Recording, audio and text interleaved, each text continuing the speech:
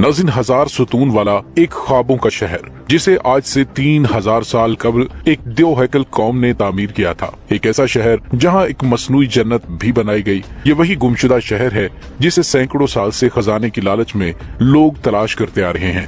जब एक शख्स अरब के सहरा में भटकते हुए इस शहर में चला गया तो फिर उसने क्या देखा। आज हम इस पुरस्कार शहर और इसकी मुकम्मल तारीख को इस वीडियो में आपके सामने पेश करेंगे। नाज़रीन, कौम आद अपने दौर की सबसे ताकतवर तरीन कौम थी। ये लोग दूसरों के मुकाबले में ज्यादा कदावर और ज्यादा ताकतवर थे। मालो दौलत भी उनके पास बेशुमार था।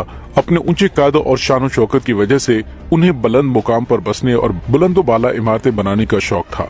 तारीख में आद के नाम से दो कौमें गुजरी हैं। एक को आदे उला और दूसरी को आदे इरम कहा जाता है। नाज़रीन, आदे उला साम बिन नूह की औलाद थे और ये अरब के जनूबी इलाके में आबाद थी। आद उला की तरफ अल्लाह ताला ने हजरत हूद अलैहिस्सलाम को मबूस फरमाया था, लेकिन कौम आद की बदअमालियों के सबब उन्हें तबाह कर दिया गया। उनके तबाह होने के बाद हजरत हूद अलैहिस्सलाम बचे हुए लोगों को लेकर हजर मौत की तरफ हिजरत कर गए। उनकी रिहाइश अहलाक के इलाके में थी। यहाँ इस कौम ने खूब तरक्की की और अल्लाह ताला ने उन्हें बेशुमार नेमतों से नवाजा था। उन्हें आदे इरम कहा जाता था और ये जिस इलाके में आबाद थे उससे शहर इरम का नाम दिया गया। नाज़रीन, उस शहर को जातुल अमाद भी कहा जाता है, जिसके मानी सुतूनों वाला शहर है। ये शहर तूफानों के काफी बाद बसा और काफी तरक्की याफ्ता भी था। आदे इरम के लोग कम से कम 12 गज लंबे हुआ करते थे। ताकत का ये हाल था कि बड़े से बड़ा पत्थर जिसको कई आदमी मिलकर भी नहीं उठा सकते थे, उनको एक आदमी एक हाथ में उठाकर फेंक देता था। उनके शहर की 4 दीवारों के अंदर बड़े बड़े महल और उनके सुतून थे। अल्लाह ताला ने इस खूबसूरत शहर का जिक्र कुरान मजीद में कुछ यूं फरमाया है कि क्या तुम्हें मालूम है कि तेरे रब ने कौम आद से क्या मामला किया। यानी इरम शहर वालों से जो बड़े बड़े सुतूनों वाली इमारतों में मस्कन बनाते थे, और वो लोग जिनके जोरे कुव्वत के बराबर कोई कौम उनके मुल्कों में पैदा ही नहीं की गई थी। नाज़रीन, मौरखीन ने लिखा कि आदे इरम ओमान, यमन और अदन के इलाके में आबाद थे। उनमें 2 बादशाह ताकतवर तरीन बादशाह बने। एक का नाम शदीद और दूसरे का नाम शदाद था। ये दोनों आपस में भाई थे। शदीद की मौत के बाद उसका भाई शदाद तख्त नशीं हुआ। उसने हुकूमत को मजीद वुसअत दी और बेशुमार लश्कर और खजाने जमा कर लिए। उसने अपनी सल्तनत की रौनक कमाल को उरूज तक पहुंचा दिया। शदाद किताबें पढ़ने का शौकीन था। उसने किताबों में पढ़ा कि मौत के बाद अल्लाह ताला अपने बंदों को फिर से जिंदा करेगा और जन्नत में दाखिल करेगा, जो एक हसीन और खूबसूरत जगह है और जहाँ कायनात की हर आराम व आसाइश मुयस्सर होगी। जब उसने जन्नत के बागों और नहरों से मुतालिक पढ़ा तो उसके जहन में ये ख्याल आया कि क्यों न मैं भी एक ऐसी ही जन्नत दुनिया में तामीर करूं कि जो उस जन्नत के मुशाबे होगी और वहाँ लोगों को आबाद करूंगा। लिहाजा उसने अपने वजीरों और उमरा को जमा किया और हुक्म दिया कि एक ऐसी जगह तलाश की जाए जहाँ बहुत ज्यादा दरख्त हो, वहाँ साफ खुली फिजा हो और एक वसी मैदान हो कि जहाँ मैं अपनी जन्नत मना सकूं। उसके लोग ऐसी जगह की तलाश में निकल पड़े। काफी ढूंढने के बाद उन्हें मुल्क अदन की जमीन पर एक मुकाम मिला जो कि शद्दाद की ख्वाहिश के मुताबिक था। लिहाजा उन्होंने आकर शद्दाद को उस जगह की निशानदेही की। शद्दाद ने अपने मजदूरों को वहाँ रवाना किया और उसने उस इलाके का नाम बाग इरम रखा। शद्दाद के हुक्म से उस बाग में सोने चांदी के मकानात बनाए गए। बड़े बड़े महल्लात तामीर किए गए जिनमें याकूत और जमुर्द के सतून बने हुए थे। उनमें कई किस्म की नहरें और दरख्त लगाए गए। उस बाग में दुनिया भर के आराम व आसाइश और अयाशियों की चीजें मंगवाई गई। ये शहर इतना हसीन था कि तारीक रात में भी दूर से उसकी चमक देखी जा सकती थी। उसके हर एक महल में 1000 सुतून थे। शहर के दरमियान एक नहर बनाई गई थी और हर महल में उस बड़ी नहर से छोटी छोटी नहरें निकाली गयी। कुछ नहरें शराब की तो कुछ शहद और कुछ दूध की थीं। नाज़रीन, उन नहरों के किनारे पर ऐसे मसनूई दरख्त बनाए गए जिनकी जड़ें, शाखें और पत्ते सोने के थे। शहर के रास्ते और दीवारों को मुश्को, जाफरान, अंबर और गुलाब से मुअत्तर कर दिया गया।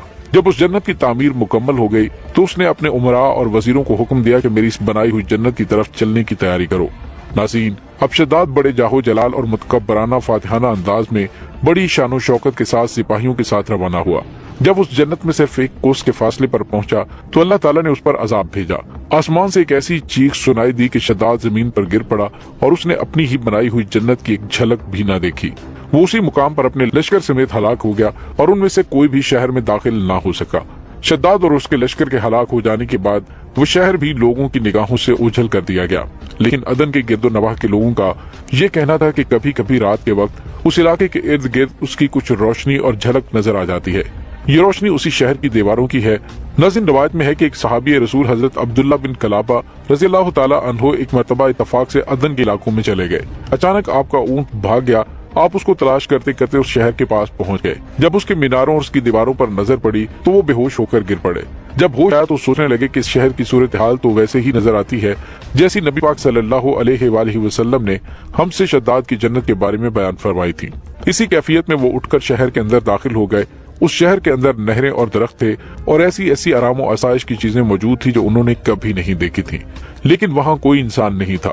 آپ نے وہاں پڑے ہوئے سونے چاندی اور جواہرات اٹھا لیے اور واپس چل دیے۔ وہاں سے وہ سیدھے اس وقت کے دارالخلافہ دمشق پہنچے۔ اپنا سارا معاملہ اس وقت کے بنو امیہ کے حاکم کو جا کر بتایا اور ساری نشانیاں بتائیں تو وہ انتہائی حیران ہوا اور اس نے اہل علم سے اس بارے میں معلومات حاصل کی کہ کیا واقعی دنیا میں ایسا شہر بھی بنایا گیا تھا۔ لہٰذا حضرت کعب بن احبار رضی اللہ تعالی عنہ نے بتایا کہ ہاں، قرآن مجید میں بھی اس شہر کا ذکر آیا ہے، لیکن اللہ تعالیٰ نے اس کو لوگوں کی نگاہوں سے چھپا لیا ہے۔ حضرت کعب بن احبار نے بتایا کہ نبی پاک صلی اللہ علیہ وآلہ وسلم نے فرمایا تھا کہ میری امت میں سے ایک آدمی اس شہر میں چلا جائے گا اور وہ چھوٹے قد، سرخ رنگ کا ہوگا اور اس کے ابرو اور گردن پر 2 تیل ہوں گے۔ اپنے اونٹ کو ڈھونڈتا ہوا وہ اس شہر میں پہنچے گا اور وہاں کے عجائبات دیکھے گا۔ اور ناظرین، یہ بالکل وہی نشانیاں تھی جو حضرت عبداللہ بن کلابہ رضی اللہ تعالیٰ عنہ میں دیکھی گئی تھی۔ ناظرین، یہ شہر یا کھنڈرات the last city of firm اور the last city of Atlantic کے نام سے مشہور ہوا ہے۔ عرصہ دراز تک یہ شہر اپنے خزانے کی کہانیوں کی وجہ سے کافی زیادہ مشہور رہا اور ہر دور میں سیاح اس شہر کی تلاش میں رہے۔ یہ شہر دولت سے مالا مال ہونے کے علاوہ بدعمالیوں اور فسق و فجور میں شہرت رکھتا تھا۔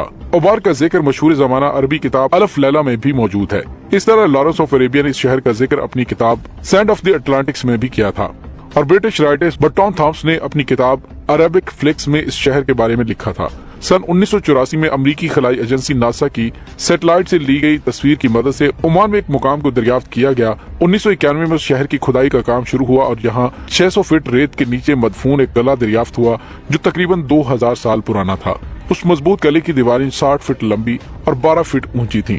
ماہرین کا کہنا تھا کہ یہ شہر لوبان کی خرید و فروخت کا ایک وقت کا عظیم الشان مرکز تھا جسے ارم شہر کہا جاتا تھا۔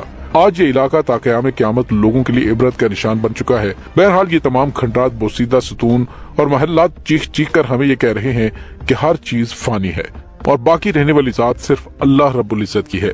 ناظرین، امید ہے آپ کو ہماری آج کی ویڈیو پسند آئی ہوگی۔ کمنٹ سیکشن میں اپنے خیالات کا اظہار ضرور کیجیے۔